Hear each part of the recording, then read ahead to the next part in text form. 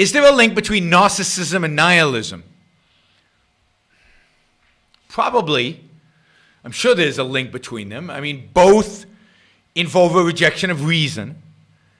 Both, in sense, involve a rejection of self-esteem. Both lack self-esteem. Now, narcissism, narcissism you would think have self-esteem, right? Because it's about me, me, me, me, me. But they don't. The reason it's about me, me, me, me, me, and how I look to other people and how I need they're worshiping me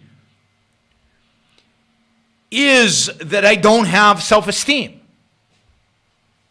So narcissists get offended easily. Narcissists lash back at people who say things they don't like. Narcissists have no ability to control their emotions, particularly their anger. Narcissists are constantly concerned about how other people think of them. Narcissists have no interest in the truth, in reality, in fact, only in how things reflect on them and on other people's perception of them. So narcissists are very much second-handers. Narcissists don't have any self-esteem. They don't really love themselves. If they loved themselves, they wouldn't care what other people thought of them. They wouldn't care how they looked to other people. They wouldn't obsess about themselves. They'd obsess about how to attain happiness, which involves interacting with other people, treating other people well, and not caring about criticism. Criticism, this is my shtick on criticism. Somebody criticizes you. There are two possibilities. They're either right or they're wrong. If they're right, then the proper response to such criticism is gratitude. Thank you. Thank you for showing me a truth about myself. Thank you for helping me make myself better. Thank you for showing me a truth in the world out there that I was wrong about, that I didn't recognize. So the appropriate response, take that off, to criticism when it's true is gratitude. What is the appropriate response to criticism when it's false? It's to ignore it. Why does it matter? Who cares? If somebody is spouting lies, that's their problem. It's their fault. Now, you have to defend yourself to the extent that it's relevant to defend yourself. But somebody is saying something that's untrue is on them. They're the ones who are wrong. Just ignore them. Or defend yourself, but ignore them. And you don't have to become emotional in defending yourself, because you're right and they're wrong.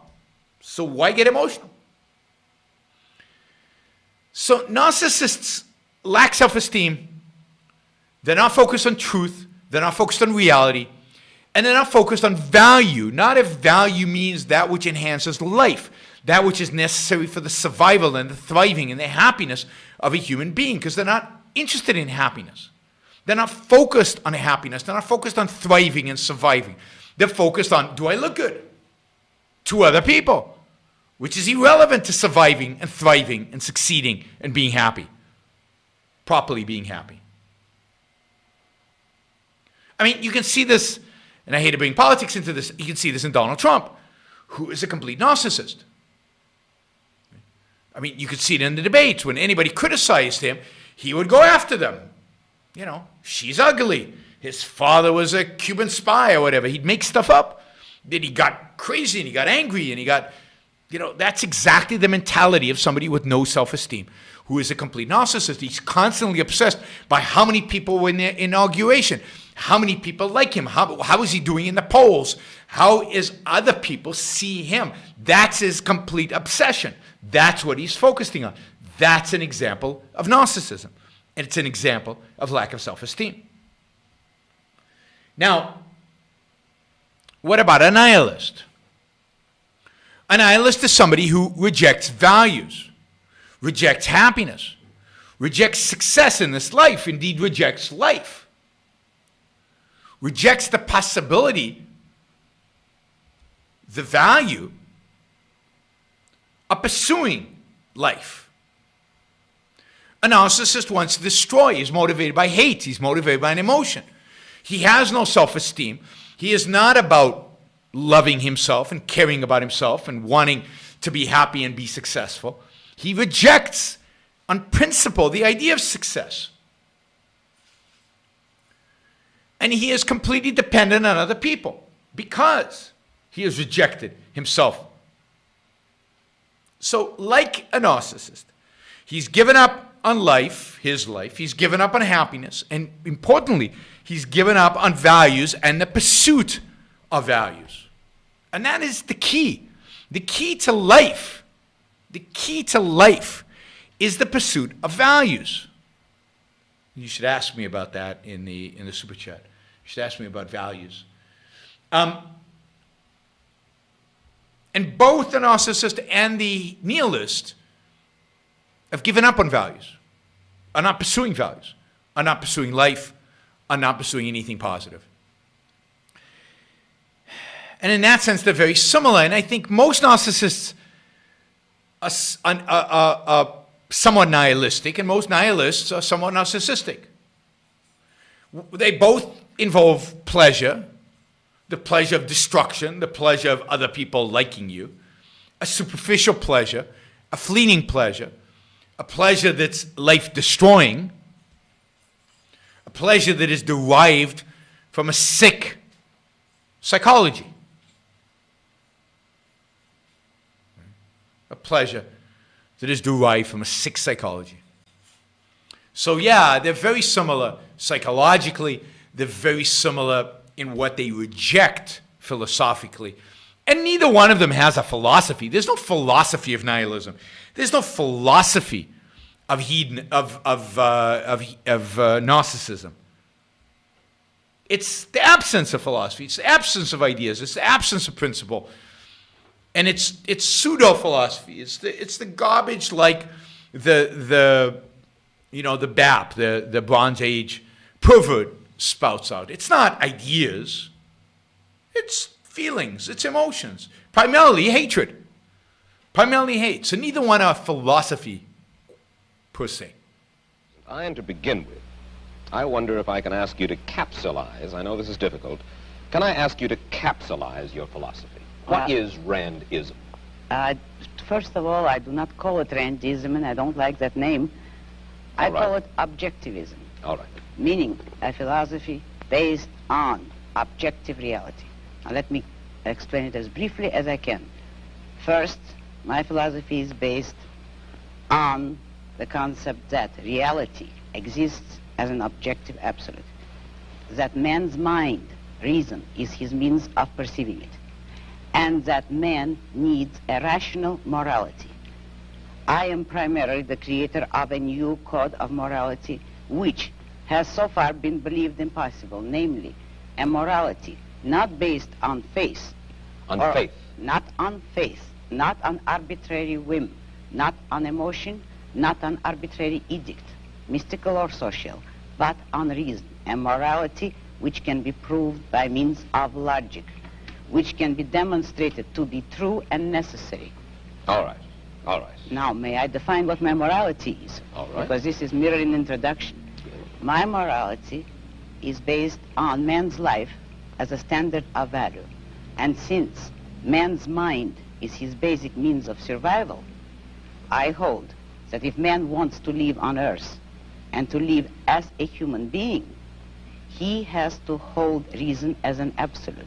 By which I mean that he has to hold reason as his only guide to action, and that he must live by the independent judgment of his own mind, that his highest moral purpose is the achievement of his own happiness, and that he must not force other people, nor accept their right to force him, that each man must live as an end in himself and follow his own self-interest. May I interrupt now? You may. Because You put this philosophy to work in your novel Atlas Shrugged. That's right. You demonstrate it in human terms in your novel Atlas Shrugged. And let me start by quoting from a review of this novel Atlas Shrugged that appeared in Newsweek. It said that you are out to destroy almost every edifice in the contemporary American way of life, our Judeo-Christian religion, our modified government-regulated capitalism, our rule by the majority will. Other reviews have said that you scorn churches and the concept of God. Are these accurate criticisms? Yes, I agree with the facts, but not the estimate of this criticism. Namely, if I am challenging the base of all these institutions, I'm challenging the moral code of altruism, the precept that man's moral duty is to live for others, that man must sacrifice himself to others, which is the present-day morality. What do you mean by sacrifice himself for others? Now we're getting to the point. One moment. Since I'm challenging the base, I necessarily would challenge the institutions you named, which are a result of that morality. All right. And now what is self-sacrifice? Yes, what is self-sacrifice? You say that you do not like the altruism by which we live. You like a certain kind of Ayn Randist selfishness. I would say that I don't like is too weak a word. I consider it evil. And self-sacrifice is the precept that man needs to serve others in order to justify his existence, that his moral duty is to serve others. That is what most people believe today. Well, yes, we're taught to feel concerned for our fellow man, to feel responsible for his welfare, to feel that we are, as religious people might put it, children under God and responsible one for the other. Now, why do you rebel? What's wrong with this philosophy? But that is what, in fact, makes man a sacrificial animal. That man must work for others, concern himself with others, or be responsible for them. That is the role of a sacrificial object. I say that man is entitled to his own happiness and that he must achieve it himself, but that he cannot demand that others give up their lives to make him happy. And nor should he wish to sacrifice himself for the happiness of others. I hold that man should have self-esteem. And cannot man have self-esteem if he loves his fellow man? What's wrong with loving your fellow man? Christ, every important moral leader in man's history, has taught us that we should love one another. Why, then, is this kind of love, in your mind, immoral? It is immoral if it is a love placed above oneself. It is more than immoral, it's impossible. Because when you are asked to love everybody indiscriminately, that is, to love people without any standard, to love them regardless of the fact of whether they have any value or virtue, you are asked to love nobody. But in a sense, in your book, you talk about love as if it were a business deal of some kind. Isn't the essence of love that it is above self-interest? Well, let me make it concrete for you. What would it mean to have love above self-interest? It would mean, for instance, that a husband would tell his wife, if he were moral, according to the conventional morality, that I am marrying you just for your own sake. I have no personal interest in it, but I am so unselfish that I am marrying you only for your own good. Well, should husbands and wives would tally any woman like that?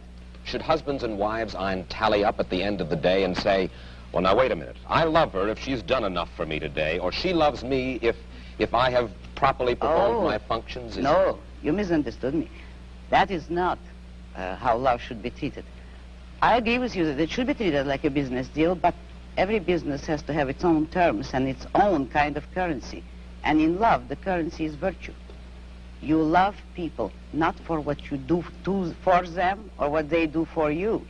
You love them for the values, the virtues which they have achieved in their own character. You don't love causelessly. You don't love everybody indiscriminately. You love only those who deserve it. Using the super chat, and I noticed yesterday when I appealed for support for the show, many of you stepped forward and actually supported the show for the first time. So I'll do it again. Maybe we'll get some more today. If you like what you're hearing, if you appreciate what I'm doing, then I appreciate your support. Those of you who don't yet support the show, please take this opportunity. Go to yaronbrookshow.com /support, or go to subscribestar.com, Yaron Brook Show, and make a kind of a monthly contribution to keep this going. I'm not sure when the next